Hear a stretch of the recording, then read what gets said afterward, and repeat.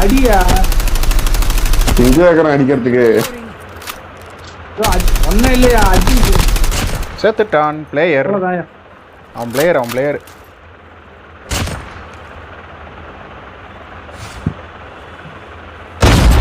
ஓடு எங்க அடிக்கிறான்னு தெரியல. யாரும் வேணா இருப்பான். சரி சேர்த்துட்டு போ. மெடிக்கிட்ட போடு.